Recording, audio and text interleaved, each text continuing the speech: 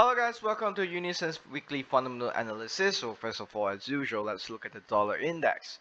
So the US dollar index fluctuated lower this week. Although the Federal's minutes hinted at discussing tightening policies, the market believes that the Federal will continue to maintain easing to pressure the US. So the Fed Reserve announced the minutes of its April monetary policy meeting, and also officials hinted that they would discuss reductions in the future, and the strong rebound in economy activity will trigger discussion on tightening policies. So the minutes of the meeting show that many participants believe that if the economy continues to move rapidly towards the committee goals, it may be appropriate to start discussing plans to just adjust the pace of asset purchases at some point in the next few meetings. Although the Fed officials have pointed out that that they will reduce the debt purchases in the future, and they are still optimistic about the inflation, it is expected that the recent price will pressure will weaken over time. So economic data shows the slow recovery of the US economy, putting pressure on the dollar to go down. And also the recent data released by the US warned that the US economy is sending a massive signal. After the April Consumer Price Index and employment reports fell sharply below expectations, the stagnant retail sales and rising inflation expectations last week ended a turbulent week. So the core of the problem is the labor market. During the COVID-19 epidemic, one-third of the US labor was forced to change or lost their jobs, and it took time for about 10 million people to return to work. This will be a chaotic recovery. Coming up next, let's look at the euro. So the Deutsche Bank strategist George Saravelis and Shiraz Gopal predict that as the dollar depreciates, European currency will become the main beneficiaries. Deutsche Bank analysts wrote in a report that the euro is expected to rise to $1.25 by this coming September. So in addition, the expectations that the European Union will catch up the US in terms of vaccination has strengthened traders' confidence in the strength of euro. The euro rose above $1.22 on Tuesday, the first time since Feb, and the options market hinted that the euro still has room for further gains. So the US and euro restart their trade negotiations.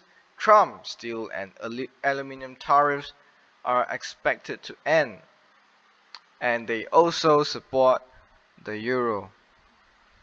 So the European Union agreed on Monday to postpone imposing 50% retaliatory tariffs on approximately 4 billion in US exports, including whiskies, motorcycles, and ships. The tariff was originally scheduled to take effect on 1st of June. So at the same time, the European Union will formally start negotiations with the Biden administrations to remove the steel tariffs imposed by former President Trump. The European Central Bank is optimistic about the economic outlook and support the euro. Although the overvaluation of asset prices poses increasing risk to financial stability, the European Central Bank is still relatively optimistic about the economic outlook as it convenes an important monetary policy meeting next month. Lastly, let's look at the pound. So the Bank of England tolerates high inflation and limits the rise of the pound. Britain's inflation rate doubled in April, marking the beginning of a surge in prices, which will fuel speculation about the Bank of England's tightening policy. The increase in consumer prices in the UK in April was mainly driven by rising domestic energy prices and clothing prices. But with the reopening of the UK and consumers start to spend more, the Bank of England expects the inflation rate to exceed its projected 2% later this year. So the policymakers at the Bank of England believe that the rise in inflation in the UK will be temporary. So although the Bank of England believes that the price increases are temporary, investors are betting that the economic recovery in the UK and the subsequent infl inflationary pressures will force policymakers to raise interest rates next year. This is much earlier than most economists expected.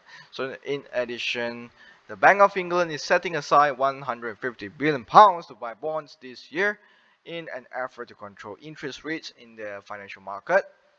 In recent weeks, the British government 10-year government bond yields have gradually risen as people expect the Bank of England to take the next step in tightening policies.